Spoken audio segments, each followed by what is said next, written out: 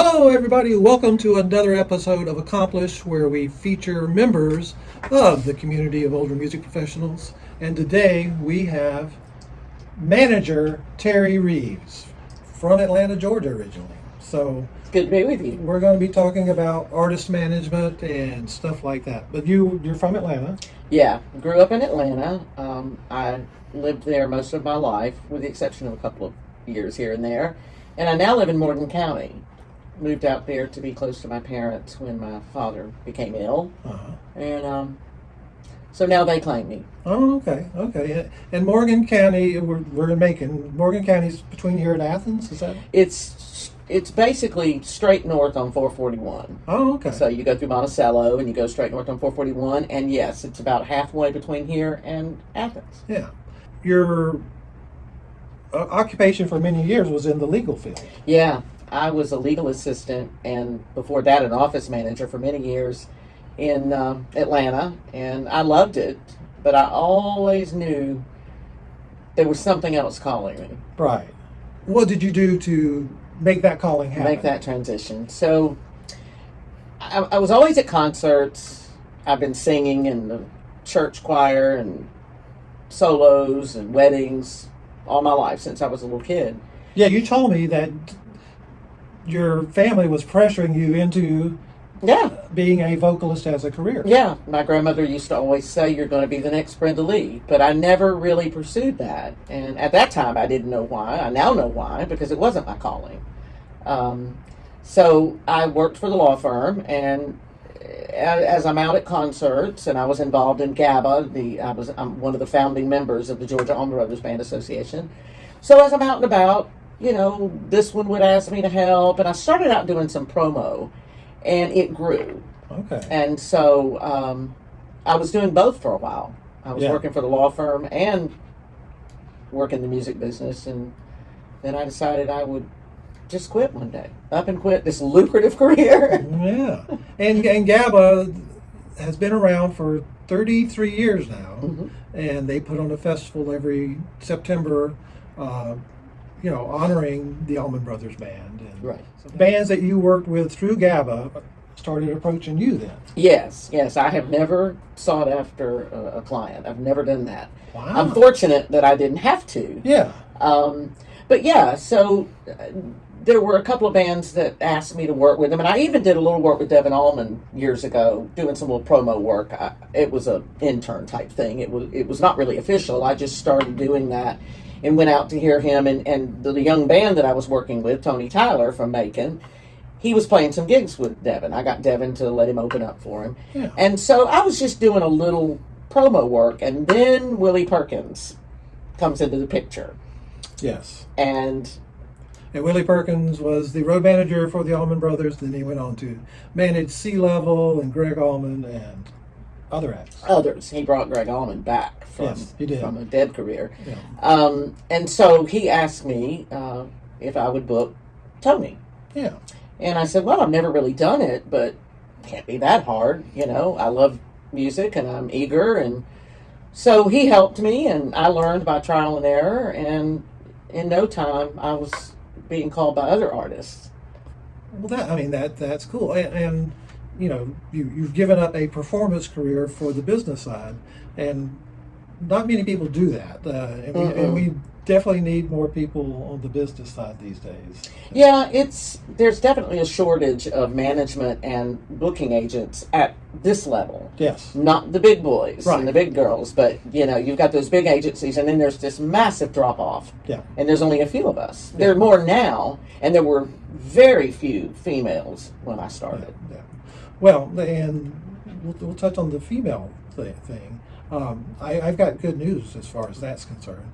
I've taught music business courses at several colleges and Middle Tennessee State University and Belmont and other places. And I would say that the females are having more success than the males, like 2-to-1. That is wonderful. Both on the creative side and on the business side. That's wonderful to hear. Yeah, it's kind of amazing that my female students are doing much better than the male. That is so great. It was so hard when I started because I only knew one female booking agent at the time that wasn't working for someone else. She had her own agency like me, and it was tough. We just aren't taking this seriously, or we weren't back then. Yeah. We are now. So it was a challenge, but I was up for it. Yeah, yeah. So amongst your clients was the band Cowboy. Oh, yes. Which was a Capricorn group. Yes. And then another Capricorn group, Wet Willie. How did these associations come about?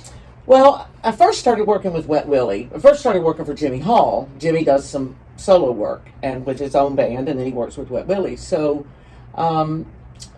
when I was helping GABA with the GABA Fest each year, I would book the bands, and we would all discuss who would get booked. But the board would meet, and then I would make suggestions. Other people would make suggestions, and then I would go book the band. So I approached Jimmy and asked him if he would play GABA Fest. Yeah. And he was excited to do that, and he brought his band and played, and then I had another gig for him, and then I had another, and then I had a couple of Wet Willie opportunities that I was able to obtain, and one thing led to the next, and we were off to the races. Yeah. But you've worked with both baby bands and legacy groups. Yes, yes. Tell us the difference between working with baby bands. Okay, so when I first started working with Jimmy and Wet Willie, it was a lot easier to book them because Jimmy's got a name, Wet Willie's got a name, and then you look conversely at some of the younger bands. One band in particular, Lingo, they're sort of related to the Allman Brothers scene. Bill Ector and Ron Currens were both founding members of Hitting the Note and the magazine that the Allman Brothers allowed to be put out with their affiliation, and the merch company. And so when Bill Ector passed away, unfortunately, we were at a memorial service, and we went to eat afterwards, and there was a young band playing on the patio.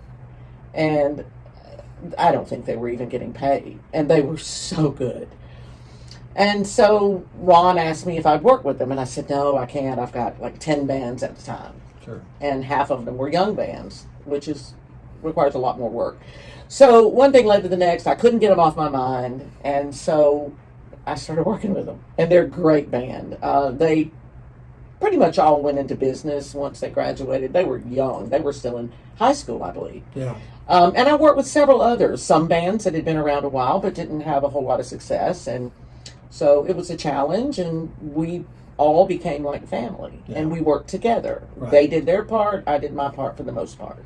But the expectations for new bands is we want to get a record deal, and it's harder to book them because there's not a name. Yeah, it's very hard. I used to tell everybody, if I call or email and they don't know who you are, and then I have to say, well, they're associated with this one or they played here, and the deeper you go with those levels of information, the money's going out the window and the chance of getting booked.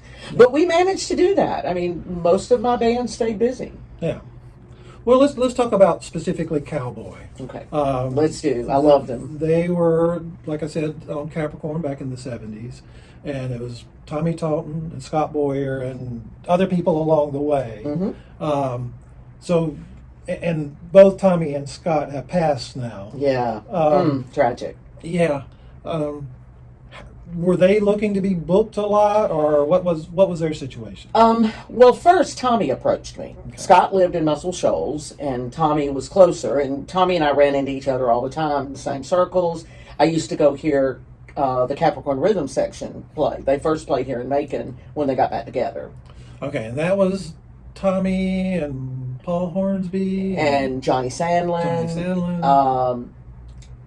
Did Leroy Parnell play with them? I think Leroy did some. Okay. He would be like a rotating guest. Yeah. And, you know, I can't believe I don't remember all the names of those. I didn't book them, but I did go see them play, and I loved them. Yeah. So after we'd run into each other a lot, and then Shank Middleton, Greg's right-hand person, Greg Allman's right-hand person, was a dear friend of mine and has been since GABA started. Yeah. And so I didn't even know what he did when I first met him for like a year. Yeah. So what did he do? He did everything. Oh, he did everything. He did everything. I wasn't too sure what Shank he was Greg's best friend and brother. Yeah. And he was his right-hand person. Yeah, and Shank we're in Capricorn Studios. Mm-hmm. He worked in a barber shop right beside Capricorn Yes, Studios. yes. And that's how he and the Allman Brothers. That's how he met Greg and the rest of them. And so he was Greg's everything. I mean, not only did he kind of watch who was around Greg and manage that, he handled all of his personal stuff and getting in places and running errands and things like that. He was a wonderful person. Yeah. And we lost him too recently. So. And Cowboy, they played with Greg on his first live album. Yes. And they were on Laid Back. And they were on, Scott and Tommy were on several albums at different times with the Allman Brothers and other Capricorn artists. Yeah. So when Tommy was introduced to me by Shank, I'd already met Tommy years ago. I used to go see Cowboy in the 70s. And Shank introduced me to him one night at that Capricorn Rhythm Section show and told him what I did. And Tommy said,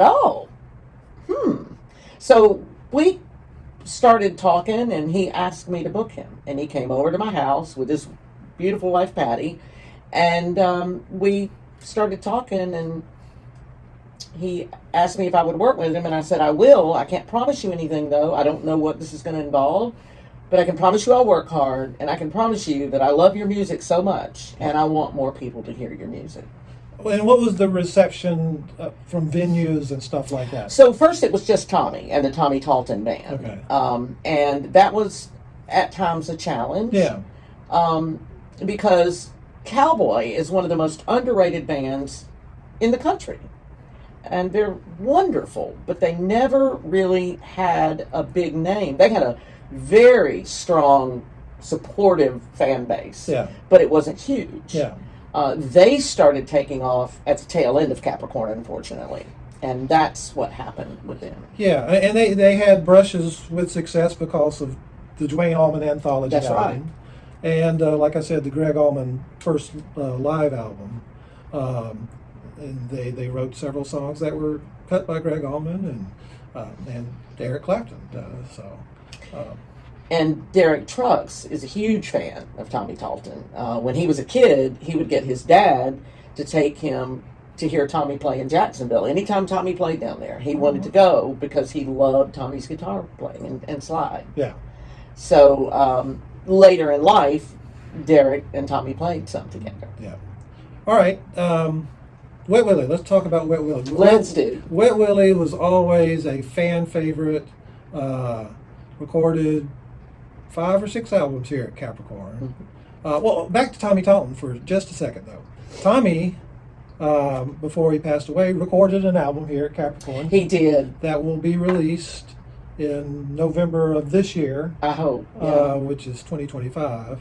And I was there for a lot of the session, and it was kind of a reunion of a bunch of old Capricorn. It was. A lot of people that he played with years ago were in on it. Right. And, Ricky Hirsch. Yep, from Wet Willie. From Wet Willie. Donna Hall from Wet Willie.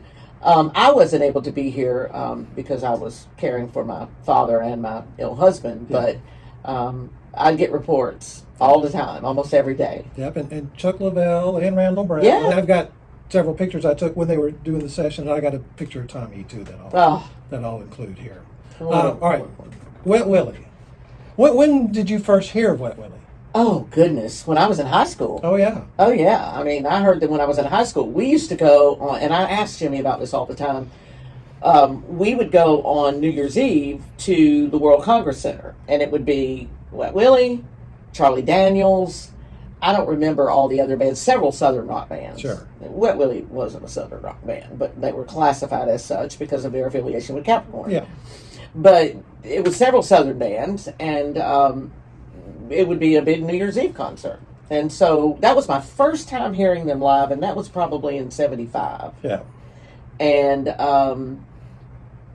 so I loved their music. Loved them. Absolutely loved them. The first time I saw them was probably 75 also. Yeah. My brother was going to Georgia College in Milledgeville, 30 miles from here. And I guess my brother was working with the concert committee, and they needed local stagehands. And I worked a local stagehand thing with Wet Willie. Oh, wow. So I think that was the first Full year circle. that I saw Wet Willie too. Yeah. Jimmy Hall, and Jimmy Hall still has the voice. Jimmy is amazing. He is not of this world. I'll put him up against anybody, Yeah. young or old. He leaves everything he has on the stage. I've never seen anybody give that much. And a lot of people refer to him as the Mick Jagger of the South. Well, I think Mick could take some lessons. Well, at least vocally, yeah. Yeah. But they both have a lot of energy. Right. And, Jimmy sang with Jeff Beck on many tours. Yes, he did.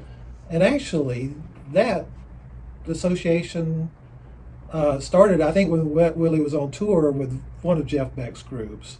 And they actually did some recording. Jeff Beck and Jimmy Hall did some recording here at Capricorn. Well, I did not know that, or maybe I forgot that. Yeah. Well, he... and I think Jack Hall played bass on this session. Well, he was nominated for a Grammy for Flash, and Jimmy sang on it, a couple of songs on it. Yeah.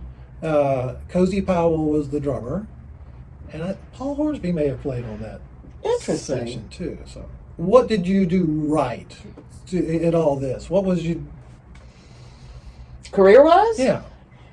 What I did right was listen to Chank and work with Jimmy Hall. Okay. I mean, that's one of the things, listening to Willie Perkins and having the opportunity to have him be my mentor, and later Alan Walden. Right.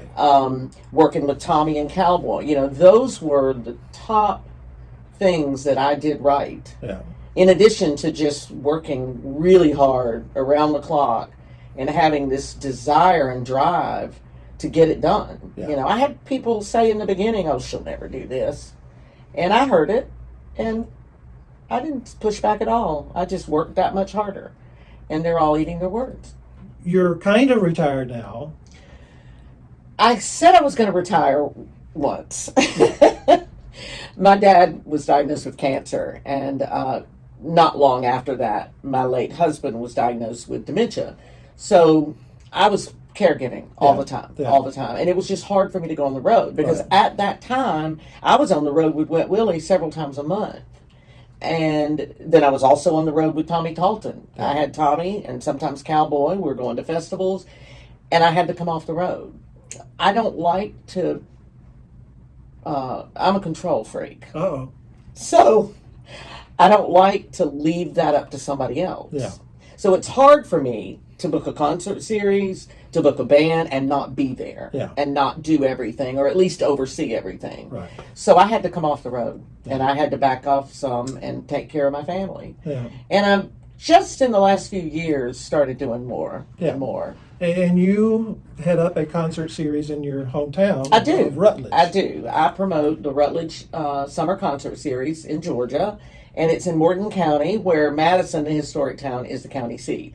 And we've grown that to, when I first started booking it in 2014, there were 25 to 50 people, maybe, every week. And now there are hundreds. Good. We sometimes have so many, we overflow into the streets. And we also have got a great lineup this year. In addition to E.G. Kite, we all know her, she records here.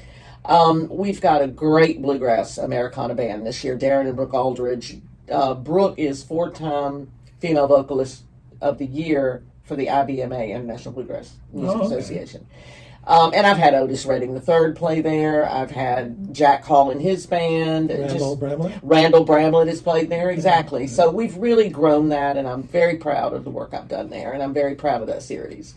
Well, Terry, we appreciate you doing this. Absolutely. And, it's a blast. We just had lunch, comp lunch here in Macon, and you sat with some of the Stillwater guys. I did. Mike Causey's a sweetheart. And did you get to talk to Willie at the lunch? I did. Willie came over to me. Willie Perkins was there, and we got to spend a little time together. So it's good to see some old faces, and I thank you for putting all that together. It's my privilege, actually. And I get down here when I can. Not every month. We're always happy to have you. Well, thanks a lot, Terry. Thank you.